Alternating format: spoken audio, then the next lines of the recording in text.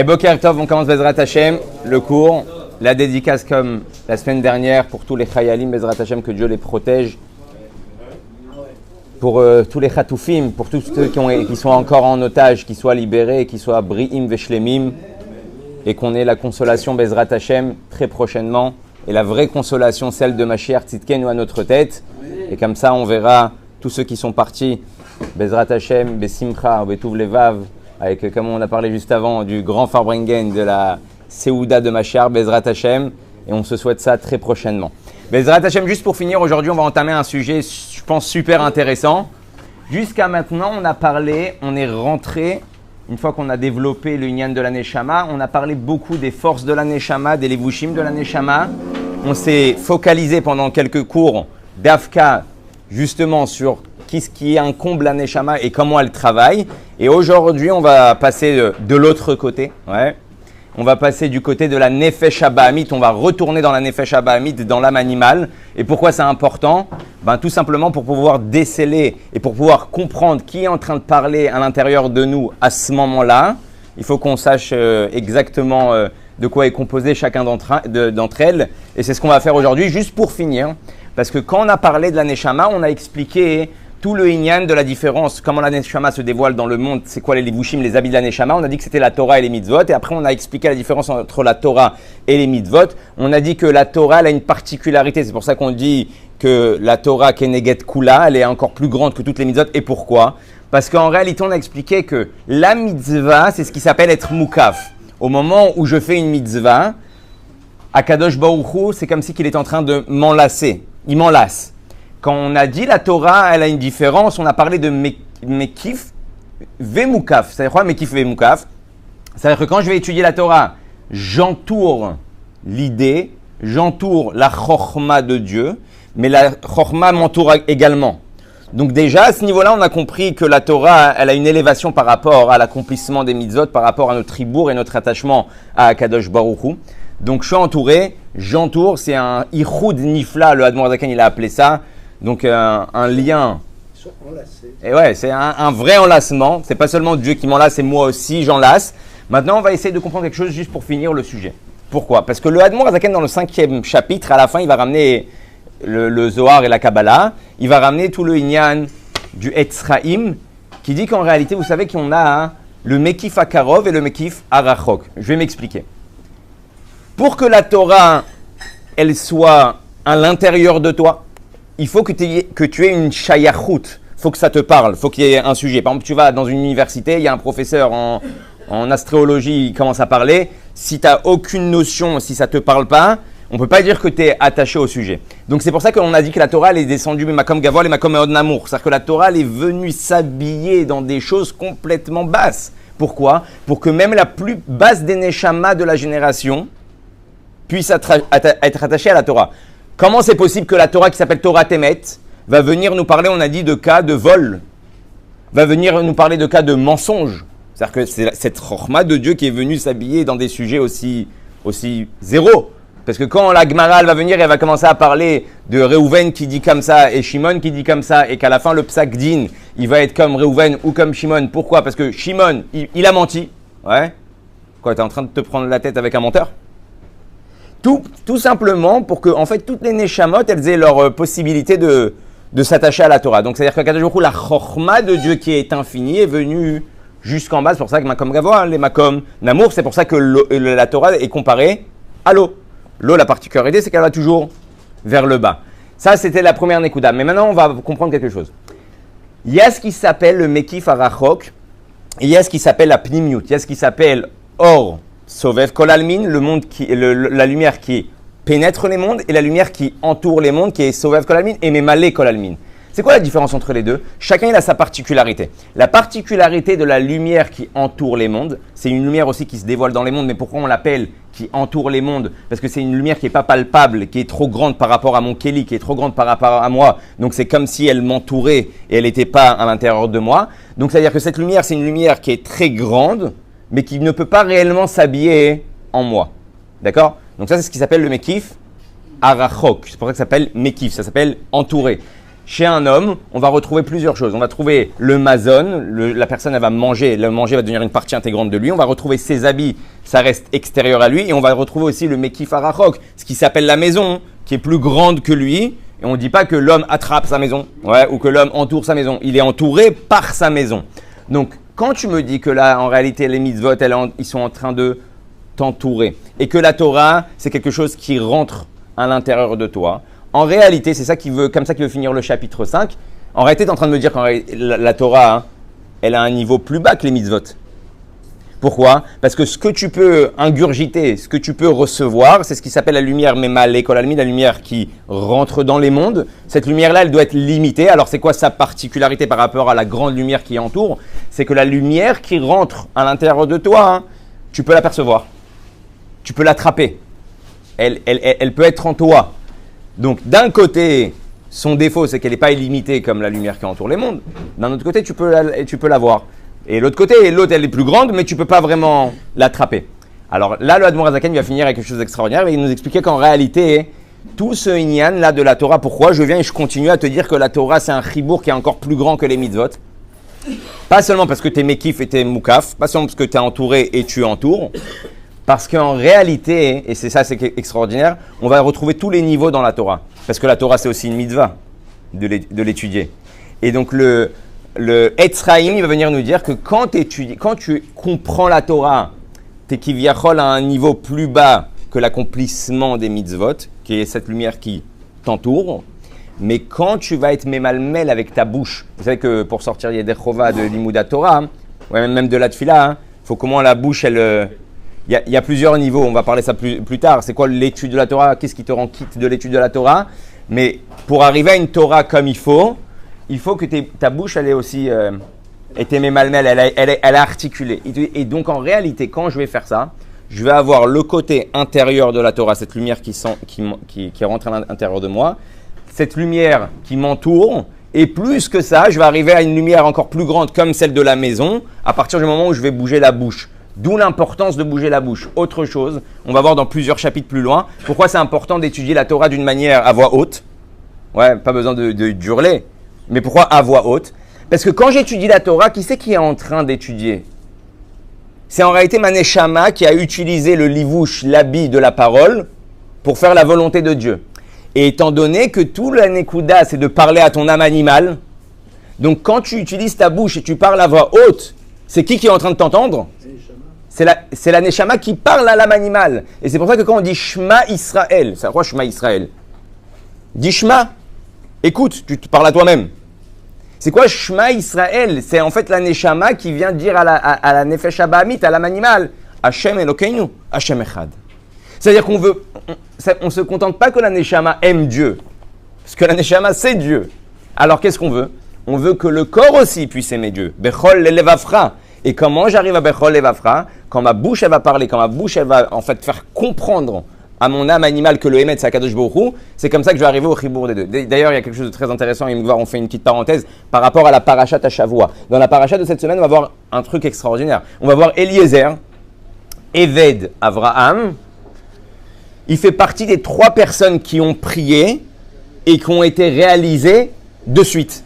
Il y a qui? Il y a Moshe, il y a Shlomo et il y a Eliezer. Donc, comment c'est possible que Eliezer il fait partie du groupe de Moshe et Shlomo? Ça reste Eliezer, mais c'est quand même un Eved d'Abraham, un serviteur d'Abraham. Et il y a écrit là-bas que Moshe, quand il a parlé, au moment où il a parlé, ça s'est réalisé. Shlomo pareil. Et c'est quoi le cas dans Moshe Rabbeinu? Dans le cas de Moshe Rabbeinu, c'est l'histoire de Korach. Korach, il est venu devant le peuple. Il a dit que, j'ai compris, Korach, il vous a mis un safek, il vous a mis un doute. Voilà, je vais faire un vœu. Si ça se réalise, vous comprendrez que c'est pas moi qui est venu vous diriger de mon plein gré comme ça. C'est Dieu qui m'a ordonné. Je suis le chaliard de Dieu. Et il va dire que la terre, elle s'ouvre. Et au moment où il va finir sa tfila, boum, la terre, elle va s'ouvrir. Et il va se passer ce qui s'est passé avec Korach et Vechol Adato. Là, tous les bénis Israël disent waouh, le type, il parle, ça se réalise. C'est-à-dire que c'est bon, on a compris, il n'y a pas d'embrouille. Shlomo Ameler, quand il va finir de construire le Beth Amikdash, il va demander une chose à Hachem, que la Shrina, elle réside parmi cet endroit. Au moment où il va finir de parler, boum, Ça se réalise. Maintenant, c'est quoi le cas d'Eliezer? Avec Rivka. Il arrive là-bas. Il est en shlichut, il est en mission. Et il dit à Hachem, s'il te plaît, ne me fais pas galérer. De toute façon, je sais que ça va réussir parce que je suis envoyé d'Abraham. Mais viens, je ne perds pas du temps. C'est la fille qui va venir et qui va me proposer à boire de l'eau et à mes chameaux, verroulé. Je saurai que c'est le siman, le signe que c'est elle. Là-bas, il a écrit un truc encore plus étrange. Terem. C'est quoi Terem? C'est-à-dire, il n'a pas fini de parler que Rivka est arrivée. Et là, le rabbi pose une question.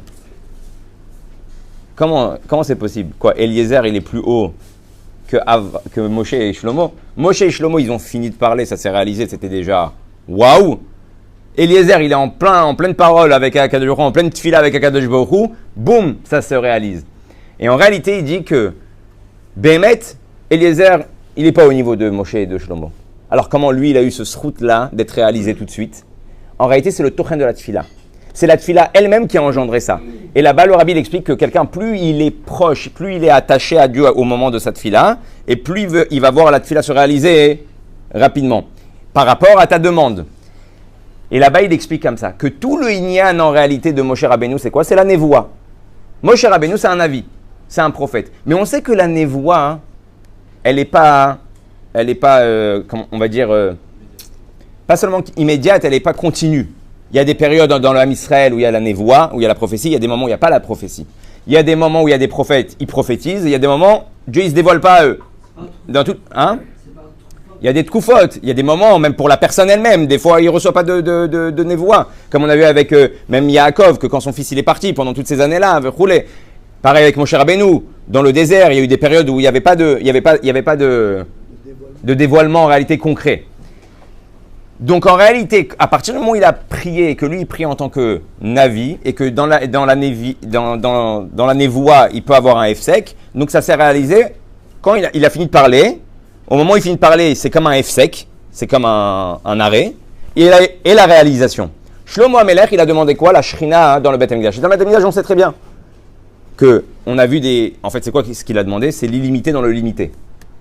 Aaron et Nominamida, tu mettais le Aaron, tu pouvais compter à droite, à gauche, le métrage est resté le même, comme si le Aaron n'existait pas dans le halal, dans le cœur du Kodesh HaKodashim. C'était des trucs qui étaient complètement fous. Mais pareil là-bas, dans le Inyan du dévoilement de Dieu au niveau de la Shrina, il y a des moments où il y a le Beth Amikdash, il y a des moments où il n'y a pas le Beth Amikdash. Il y a des moments où on arrive à voir l'illimité, le limité, et il y a des moments où on n'arrive pas à le voir. Donc pareil, il a fini de parler, ça s'est réalisé avec un F-sec.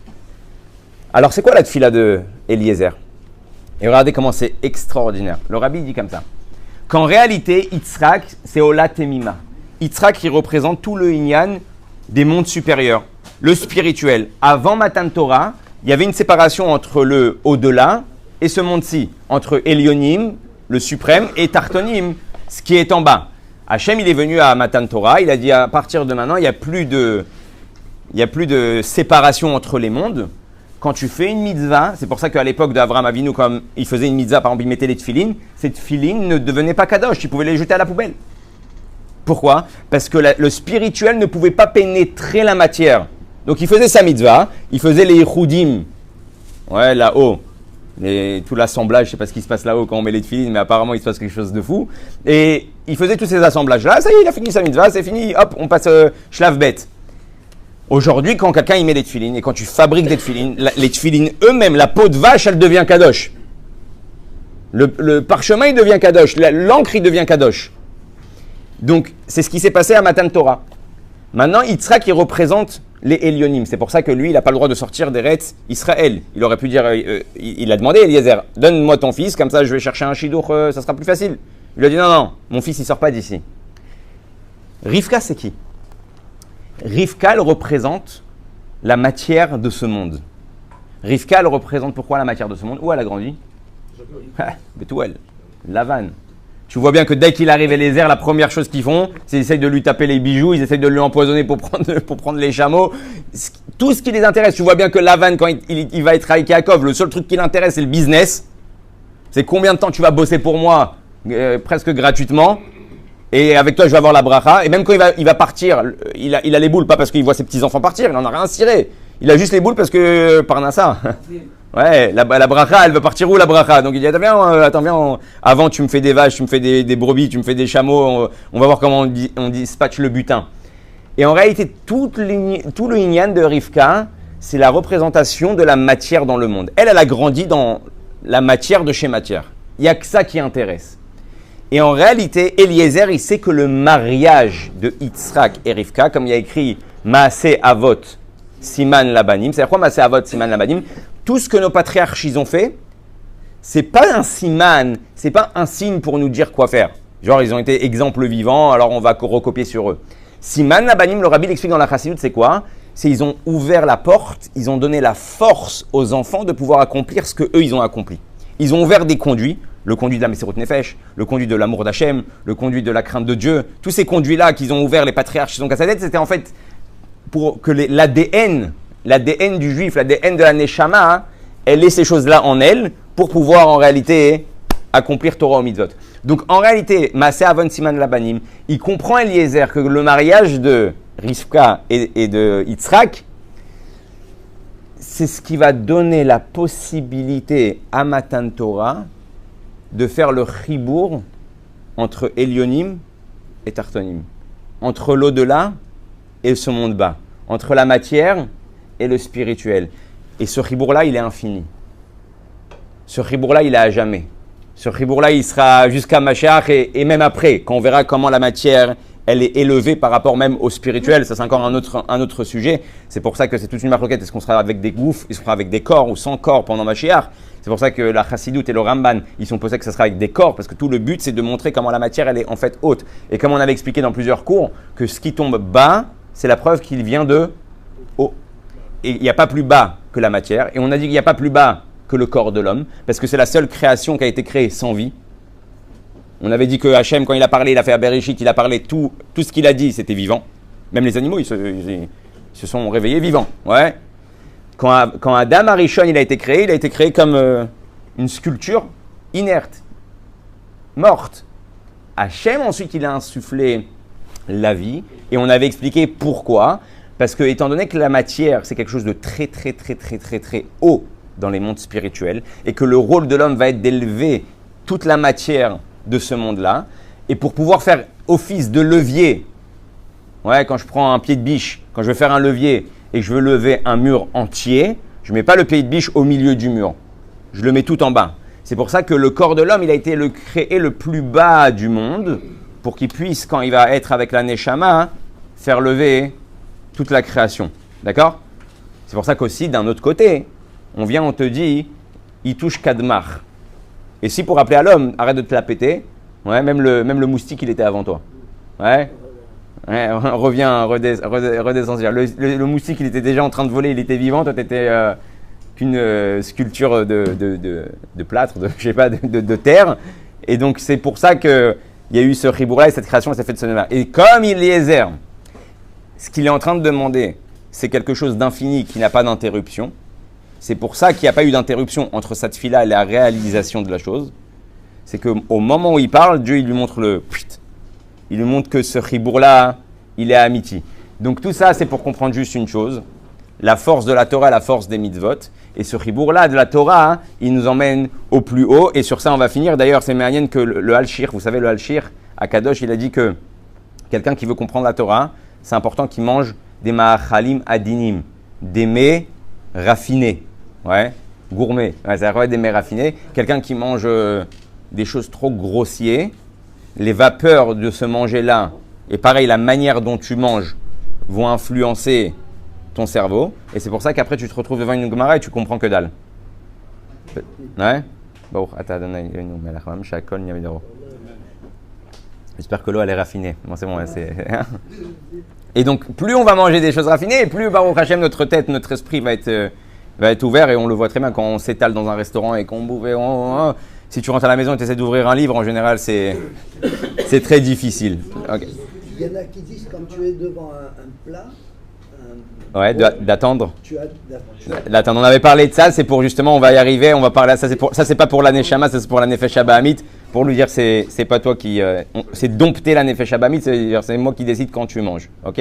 והמזון מבחינת אור פנימי והלבושים מבחינת מקיפים, ולכן אמור רז"ל שתלמוד תורה שקול כנגד כל המצוות, לפי שהמצוות הם לבושים לבד והתורה היא מזון וגם ליבוש לנפש המשכלת, שמתלבש בה בעיונה ולימודה, וכל שכן כשמוציא בפיו בדיבור, שההבל הדיבור נעשה מבחינת אור מקיף, comme on vient de dire, tout ce que j'ai expliqué, Béalpé, comme chez Katouf, Bepri Etzraïm. Et donc, en réalité, le Evel, ce qui va sortir de notre bouche dans l'étude de la Torah, c'est ce qui va nous ramener cette lumière qui est au-dessus, Bichlal, des mitzvot. Et donc, on a un cocktail Molotov de folie. Quand on étudie la Torah, on arrive à une lumière qui a rien au monde qui peut nous emmener à cette lumière-là. C'est pour ça qu'il n'y a pas besoin de chercher midi à 14h.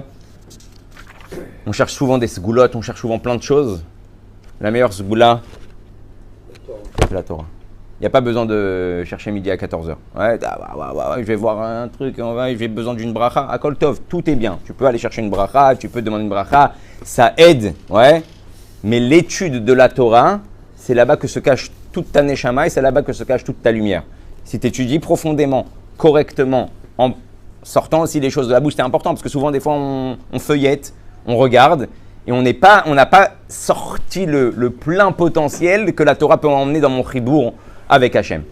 Ça, c'était pour parler de la Nefesh, ouais, à Elokit. Donc, Perek Bet, on a parlé des deux Neshamot. Perek Gimel, Perek Bet, on a parlé que la Neshama, c'est une Neshama qui vient de Dieu lui-même. Perek Gimel, on a parlé des 10 forces de l'âme qui composent cette Neshama. Perek Dalet et Perek E, on a parlé de Torah et de Mitzvot, qui sont les habits de la Neshama hein, pour pouvoir se dévoiler dans ce monde. Maintenant, on va revoir la même chose de l'autre côté. Ouais, Dark Vador. On va voir ça dans le monde un peu plus obscur. C'est pour ça que c'est important aussi de connaître c'est quoi les choses qui sont obscures. Comme ça, le Rabbi il a dit, on ne peut pas vouloir réellement la lumière si on ne sait pas c'est quoi hein, le Chocher. Si quelqu'un il pense que le Chocher il est lumière, ouais, c'est-à-dire que le Chocher fait naître une lumière. Du Chocher sort une lumière. Oui, c'est vrai. Mais si tu appelles le Chocher lumière, ouais, alors tu ne peux pas vouloir la lumière, parce que pour toi, c'est déjà la lumière. Et c'est pareil entre la galoute et la Géoula. C'est vrai que la galoute, c'est ce qui emmène la Géoula. C'est vrai que dans la galoute se cache la Géoula. Mais si tu n'appelles pas la galoute par la galoute, ouais, alors tu ne peux pas vouloir réellement la lumière, parce que pour toi, c'est bon. Tu es déjà en mode lumière. Et là, il commence comme ça. Il faut savoir que la Nefesh Abahamit de l'être humain du juif, elle s'appelle Klipat Noga. C'est quoi Klipat Noga? Vous savez, c'est quoi une klipa? Dans un fruit, on a l'écorce.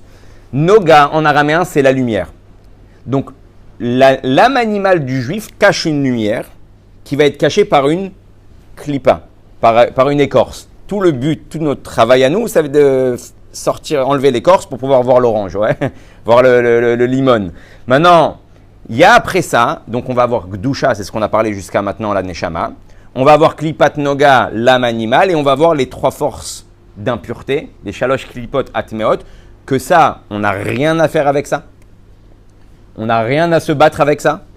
Le seul moyen de combattre les 3 forces du mal, c'est de ne pas s'en occuper. D'accord? Elles sont là, mais c'est de ne pas s'en occuper. D'accord? Il y a des choses, par exemple, puis on va appeler ça Khalavi, Bassari et Parvé. Ouais.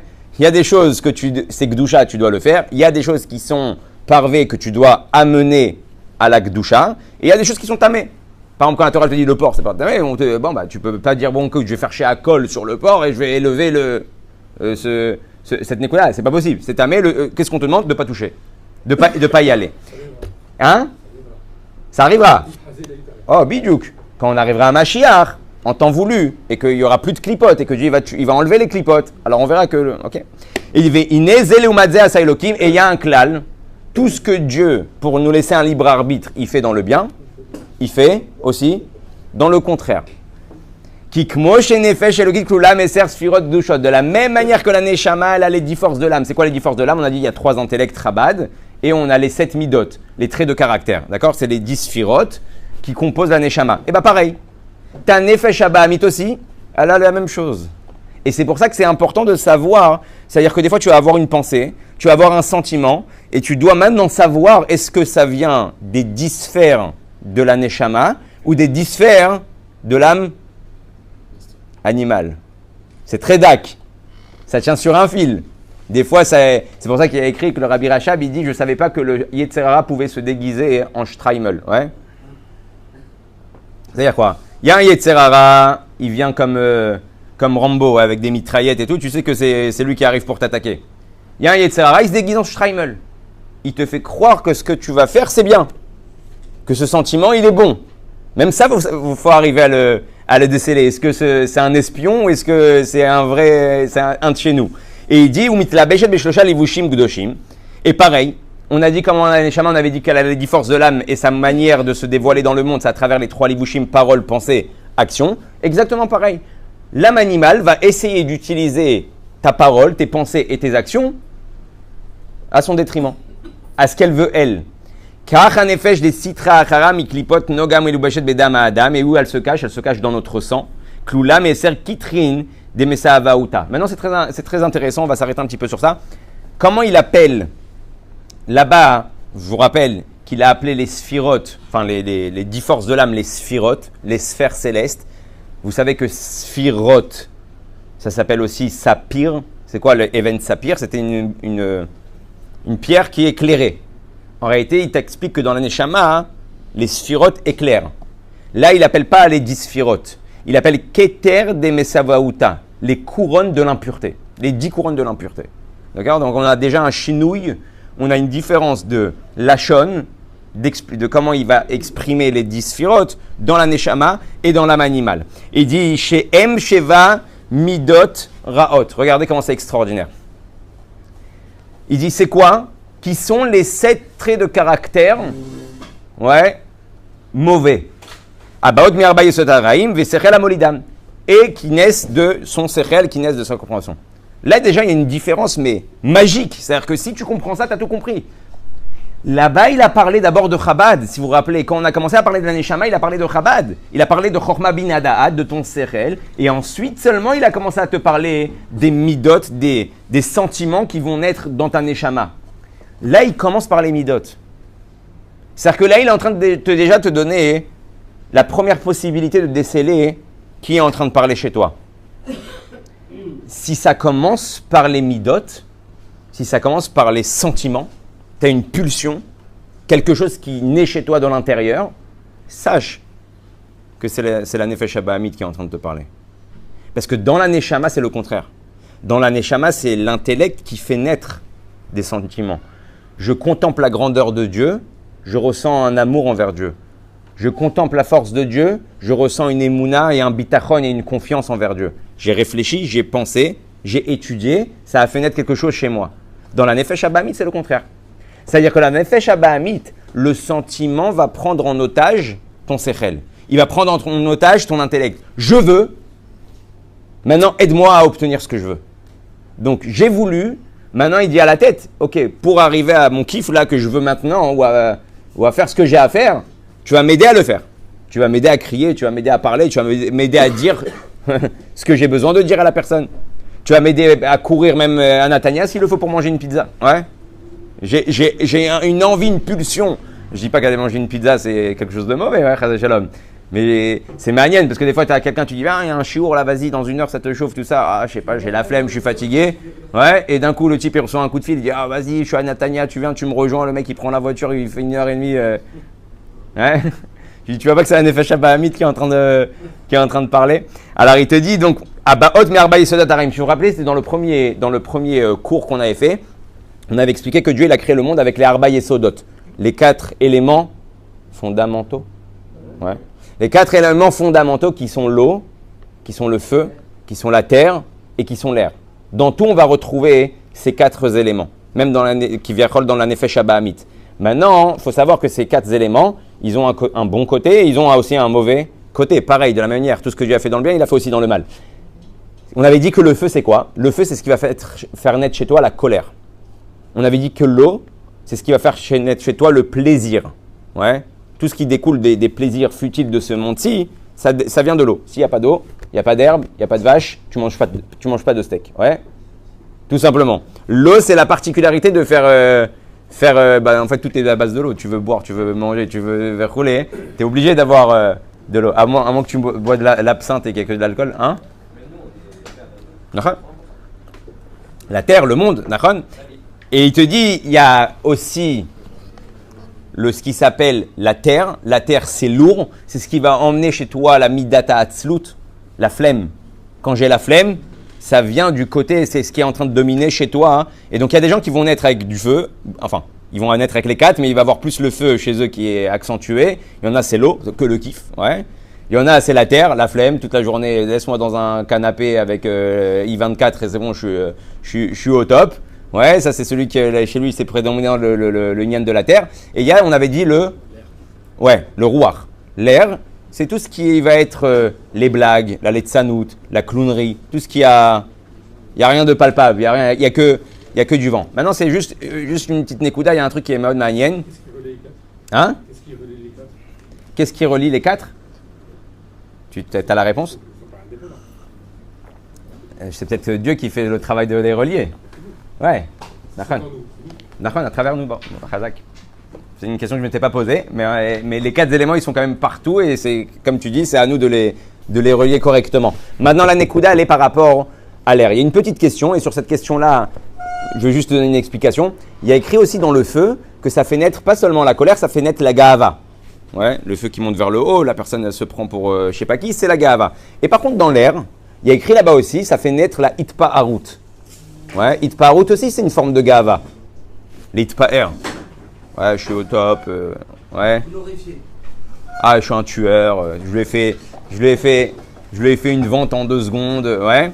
Il y a la Itpa Harut. Alors le Admour Azaken, il dit alors pourquoi l'air et le feu, c'est aussi de la Gahava? Alors pourquoi tu m'as pas appelé les deux, soit Gahava, soit Itpa Harut? Il dit parce qu'il y a une vraie différence entre les deux. Dans le feu, le type, il a de quoi se la péter. C'est pas bien de se la péter. T'as pas le droit parce que tu vas savoir que tout vient de Dieu. Mais il est vraiment intelligent. Il a vraiment de l'argent. Il a vraiment ce qu'il faut. Dans l'air, c'est un mytho, ouais, exactement. Dans l'air, c'est du vent. Il fait croire à tout le monde que c'est un tueur et qu'il a fait des trucs et qu'il comprend tout et rouler. Mais c'est que du vent. Ça, c'était juste pour faire une petite parenthèse. Mekor amidot. Qui amidot en lefi erech asechel. Ok? Et je vois que Baruch Hashem, c'est passé vite. Qui amidot en lefi erech asechel. Là, il va dire dans la nefesh habahamit, tes sentiments vont dépendre de combien tu es mature.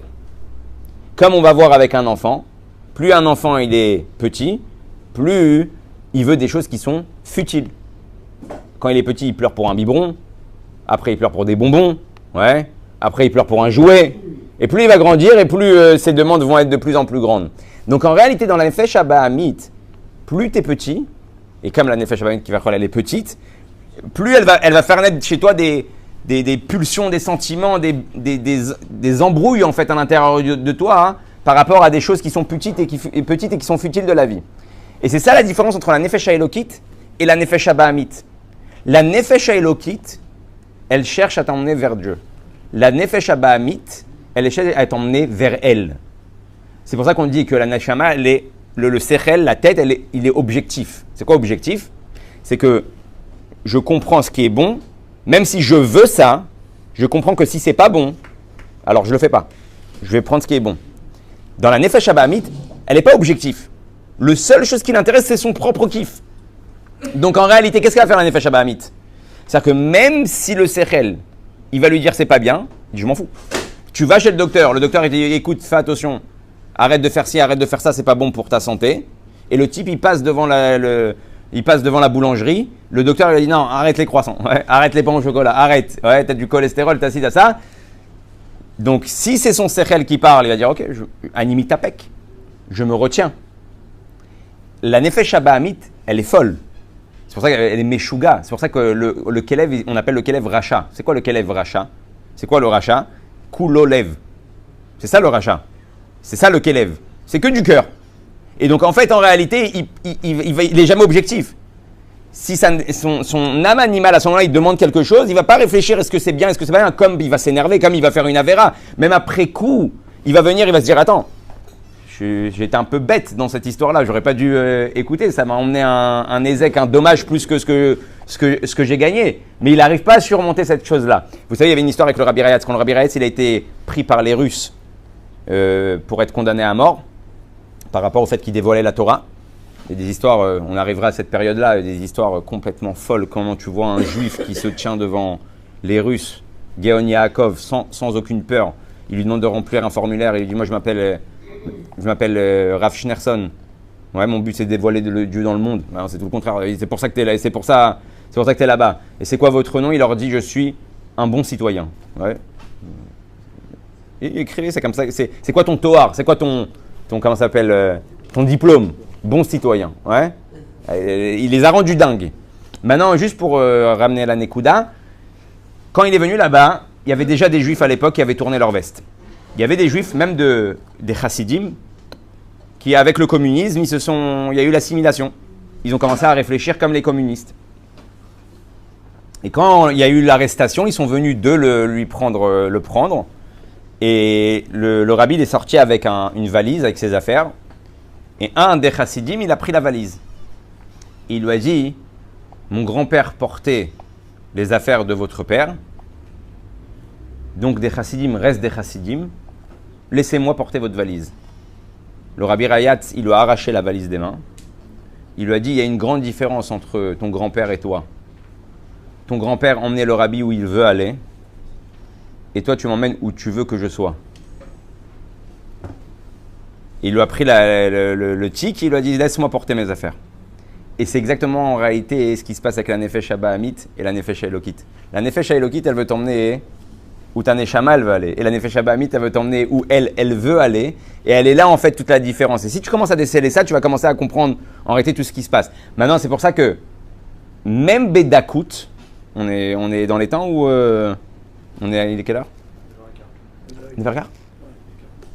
Bezrat Hashem. On continuera la semaine prochaine, juste pour finir comme ça, parce qu'on a parlé du Keter. Et la semaine prochaine, on va développer cette puissance, parce qu'il ne faut pas oublier que dans les Midot, il y a une puissance. C'est pour ça que ça s'appelle Keter, on a dit. Ça s'appelle couronne. Il y a un Tokef, il y a une puissance dans les Midot qui sont très fortes. Et on se souhaite tous, pareil, de mettre les tefilines le matin, avec la même volonté que quand on me dit je vais aller kiffer dans une piscine en vacances dans un hôtel. Nahon, comment je suis enthousiasmé? Je me lève le matin, je fais la valise, même s'il faut se lever à 4h du matin, je suis comme un dingue. Pourquoi? Parce que les midot, elles ont bémettre ce tokef. Alors on va voir comment on va réussir après par la suite, grâce au Tanya, à utiliser les forces de la Nefesh Habahamit pour le côté de la Neshama. Ça sera encore une autre étape, mais déjà il faut comprendre comment elle fonctionne et elle est très forte. Elle a cette force-là de pouvoir arriver à son but et à vouloir recevoir ce qu'elle a envie. Juste pour finir à chaque fois je dis juste pour finir par rapport au Inyan des Midot, on voit que les Midot, elles sont Betokef. Maintenant, les Behemoth, les Malachim, le Rabbi Rachab, il dit, ils sont appelés Behemoth. Pourquoi les Malachim, ils sont appelés Behemoth?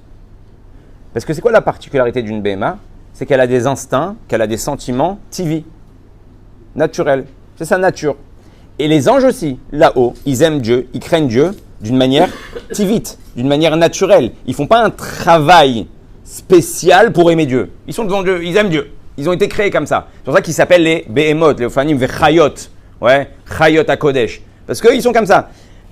Alors, chez nous, en réalité, l'homme, c'est quoi la différence? C'est que nous, on va travailler sur nos sentiments. Mais donc, il te dit, des fois, toi aussi, des fois, même dans le bien, hein, tu peux être comme une Behema. Quelqu'un qui naît avec du chesed, qui naît avec beaucoup de chesed. Il a l'envie de donner, l'envie de faire. Ouais. Peut-être que c'est pas la Nefesh Haelokit. Pourquoi? Parce que c'est ta nature. Ta nature est te donner. Et donc quand tu donnes pas, tu te sens mal. C'est quoi la particularité d'Avraham Avinu? Avraham Avinu aussi, il était que chesed. Avraham Avinu, c'était échelle. Il prenait les gens, il leur donnait à manger, il leur donnait verroulé. Il a écrit, va écrire, Beshel kel olam. Il a fait appeler le nom de Dieu. Ça veut dire quoi? C'est-à-dire qu'Avraham, oui, il avait cette mida de chesed.